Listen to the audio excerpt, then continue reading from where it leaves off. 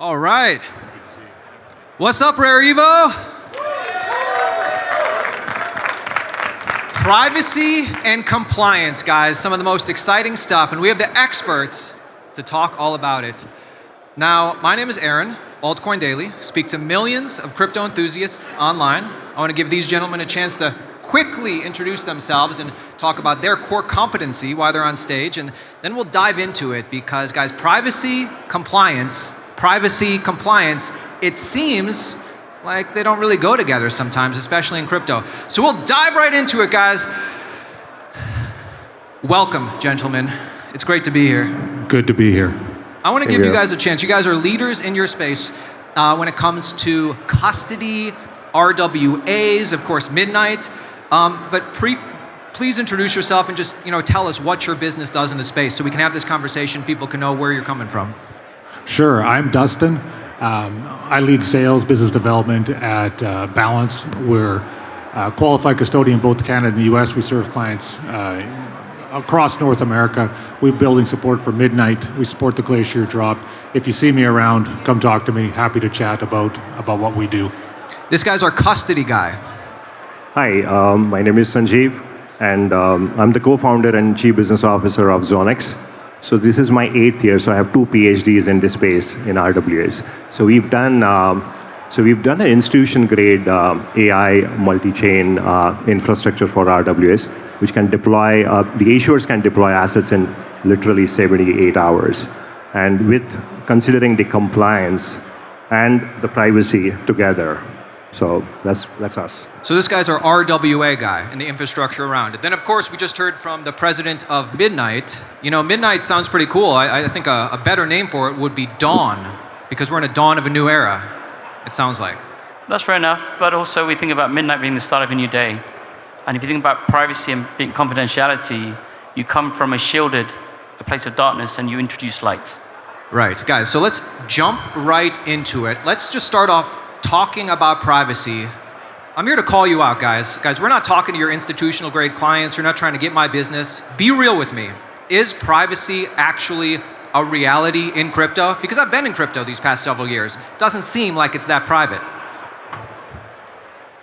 No. I mean, public blockchains are not private. They're not private by design. The biggest problem in RWA over the last 8 years is the adoption. Institutions or retail, why the adoption has not moved fast? Because of 2 things, very importantly. Privacy and volatility. Compliance as well, because for security tokens, which is, because we are talking about any particular ownership on blockchain, it comes with the security. So of course, we have to comply with SEC or any other jurisdictions wherever we are issuing those securities. So those questions are actually getting resolved now, because what Zoniqx has built is actually a compliance infrastructure. Considering what we are working together with Midnight, it's actually a programmable privacy. So both the things can accelerate the adoption. Programmable privacy. Could you guys just dive into how you think about the trade-offs? I mean, is it a trade-off between privacy and compliance? Because, obviously entities, institutions, they want privacy, and regulators, they want compliance. So do you have to err on one side, or? I think you can have both. I don't think they're polar opposites. Privacy is about confidentiality, and confidentiality builds trust in relationships and in business. And if we think about what Sanjeev said about RWAs, stablecoins, we're seeing a huge amount of supply. Almost every week you're hearing a new RWA issuance, a new stablecoin issuance. But who's using those? Are you paid in stablecoins? If you're going to get paid in stablecoins, do you want everybody to see your wallet address, your receipts, your income? Sometimes I do, and it's a problem that people could see my transaction history. Well, imagine you work for a small company with only 5 people. So the first thing you do when you get your income on your stablecoin, on your address, is to look at the sender wallet address. You might check to see if they have enough assets to keep paying you for the next 3 months, 12 months. If you're very curious, you might say, oh, how much is everybody else getting paid? Oh, I'm not paid the most in this company anymore. Somebody else earning more.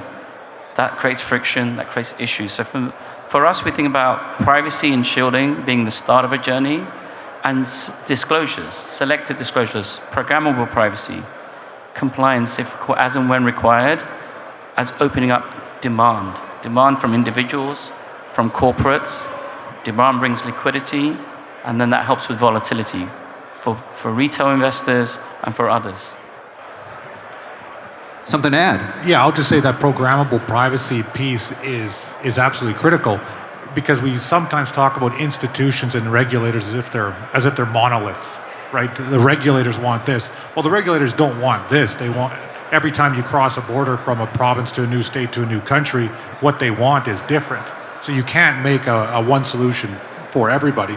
And then the institution is not a monolith. If I'm dealing with a small regional bank in Alabama, what their requirements are very different than BlackRock or somebody in the equivalent in Europe. So you have to be programmable.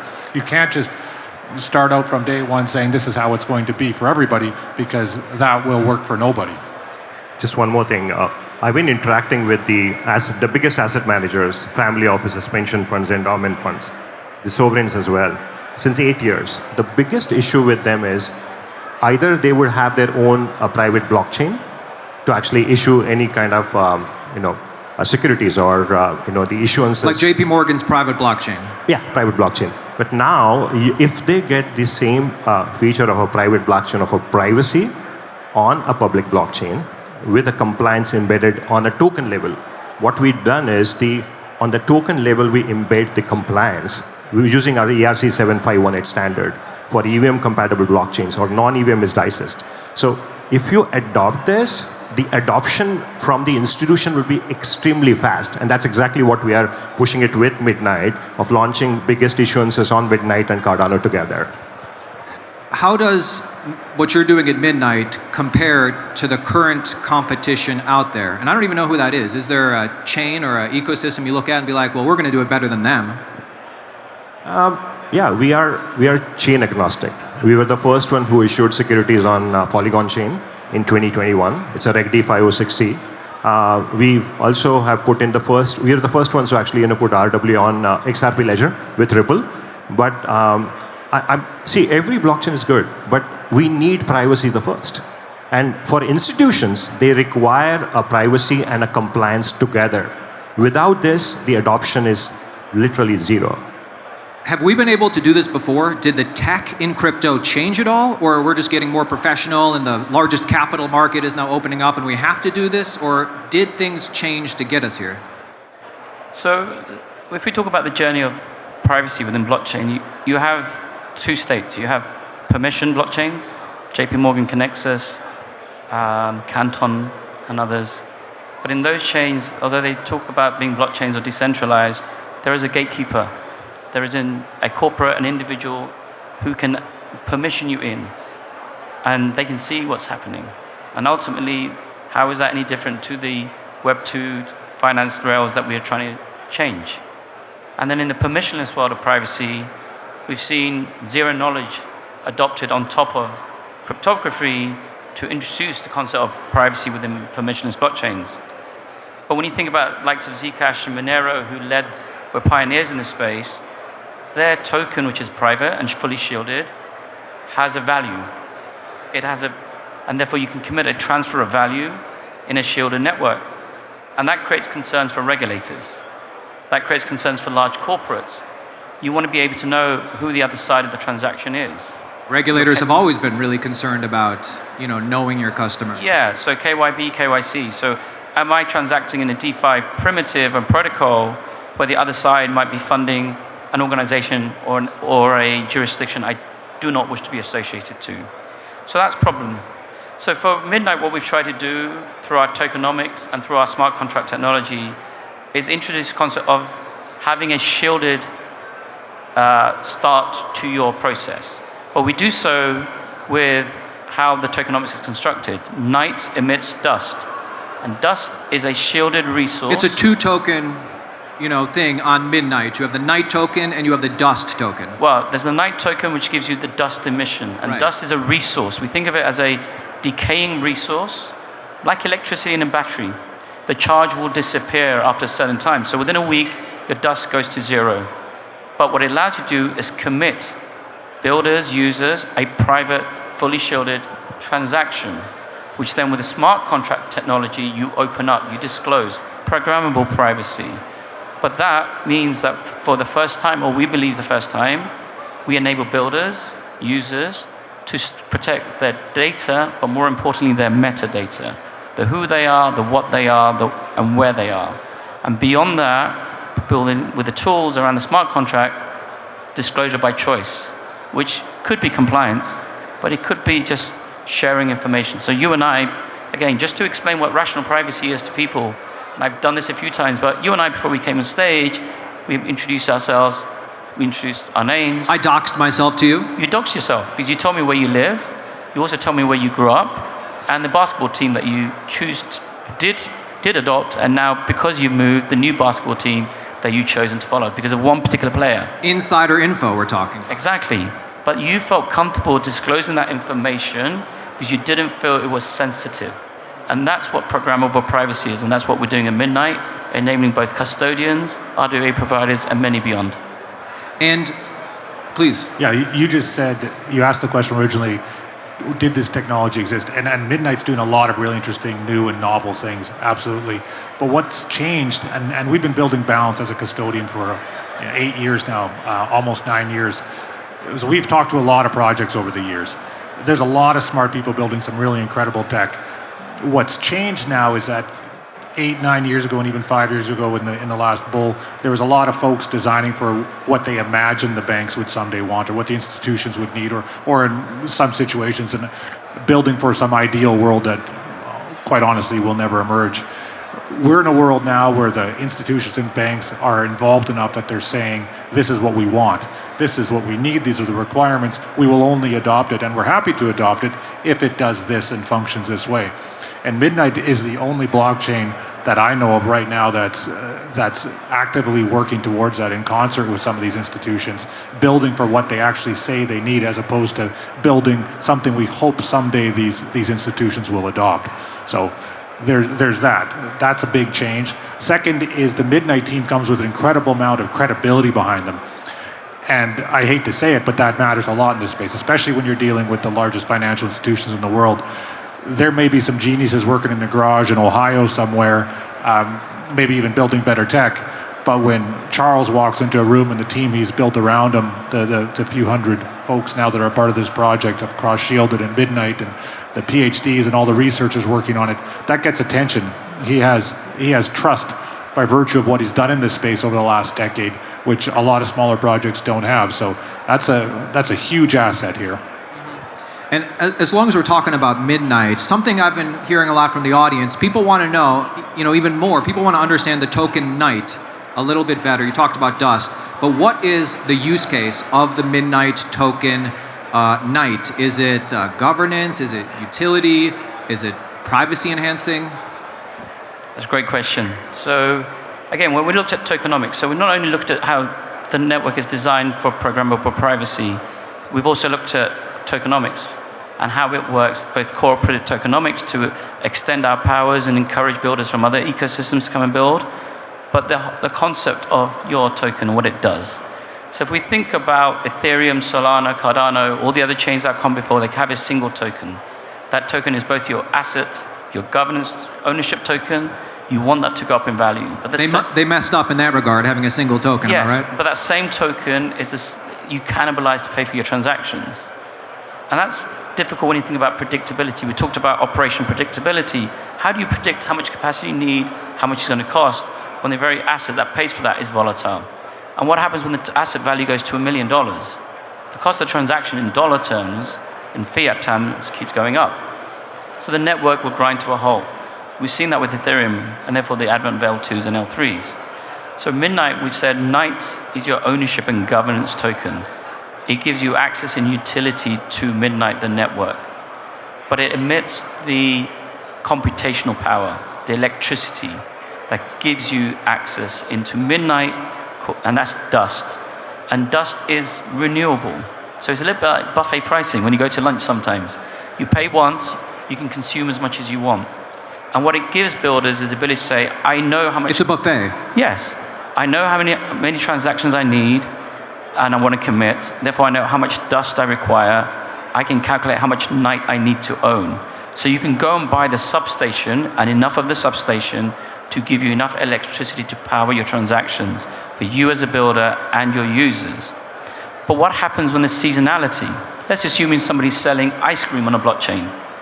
In summer, they're going to sell a lot more ice creams than in the middle of winter. So do they go and buy more night and introduce volatility into their economic model for a couple of weeks? Or do they find dust that they can lease from another user, another person, another corporate? So balance. May well have large clients holding night.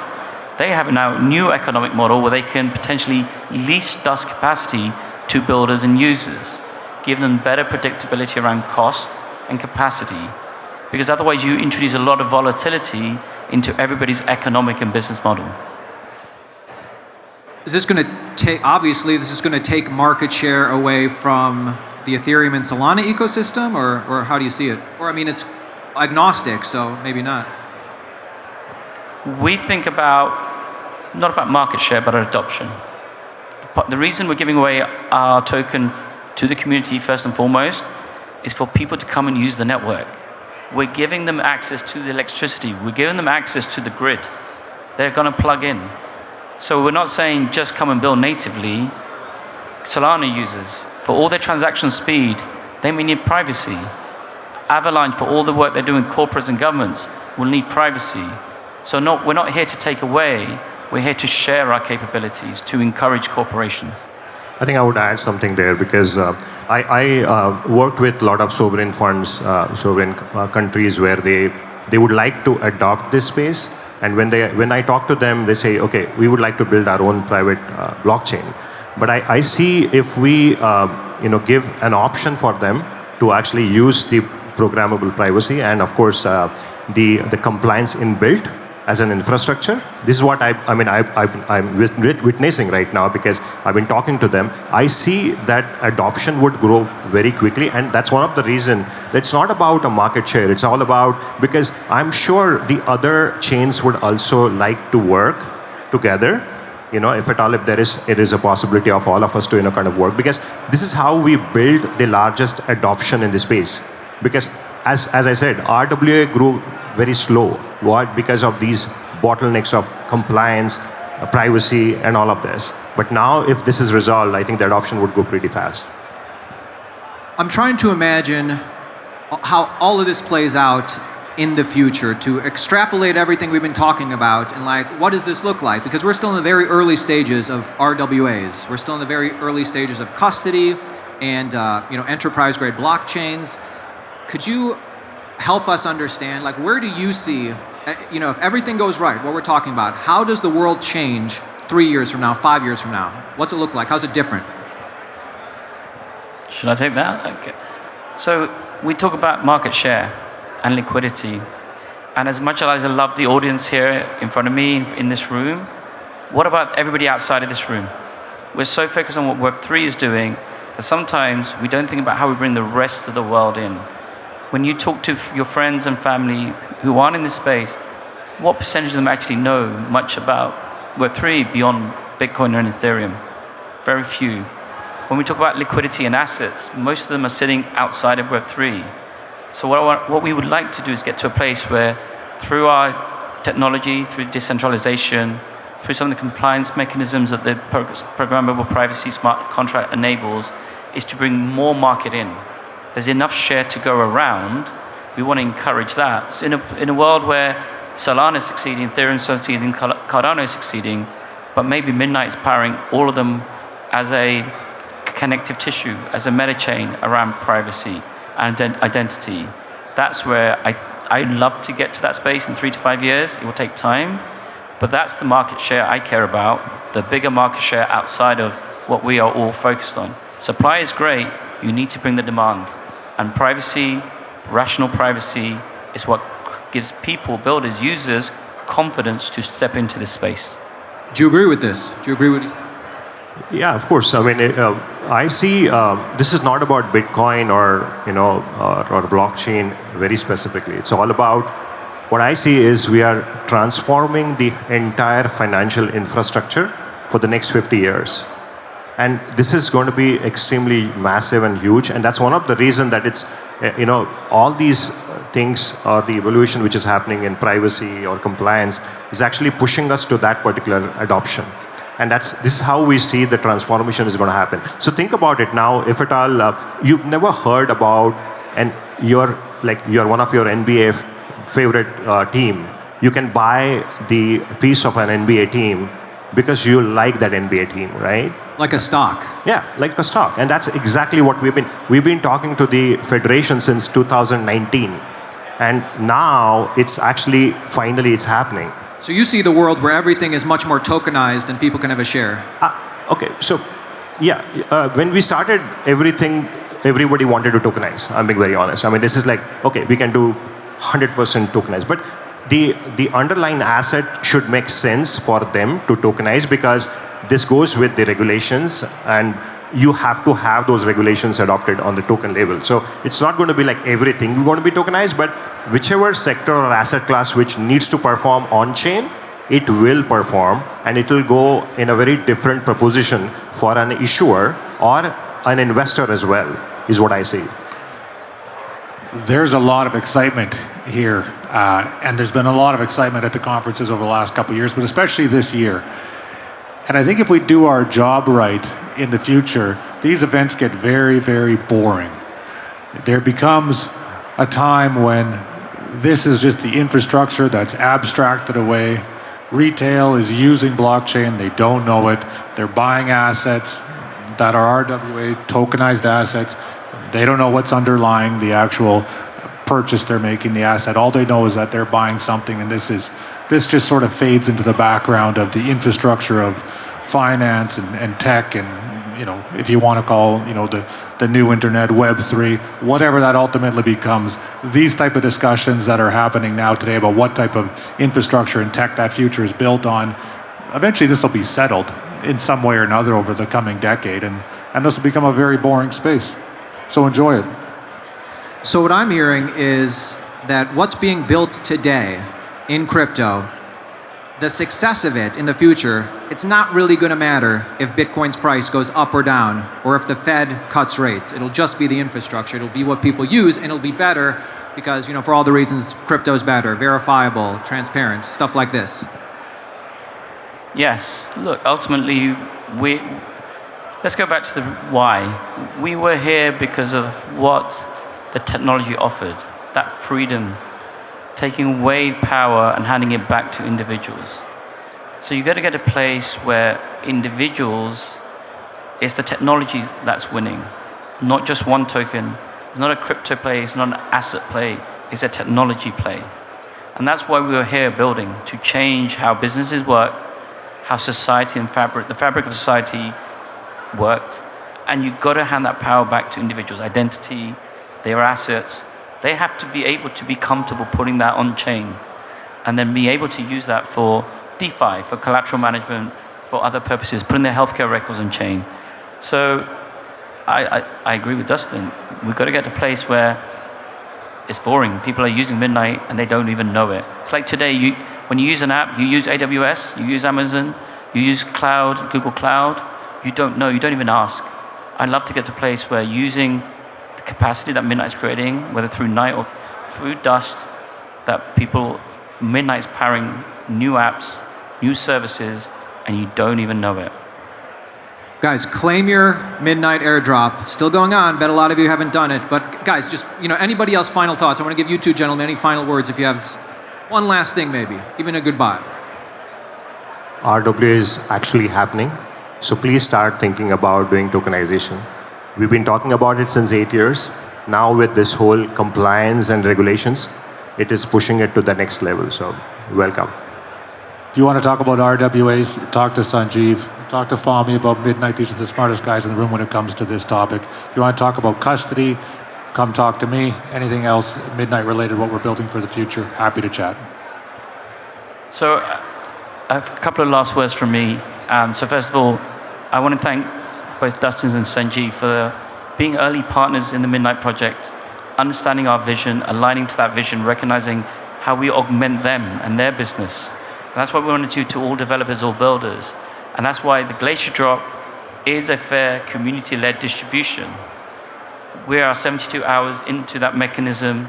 We've already had claimants from all 8 ecosystems, over 30,000 claimants, 600 million plus tokens have been claimed. That's almost 3% of the token supply. There's still plenty out there. But before I finish, what I'd like to say is this has been years in the making.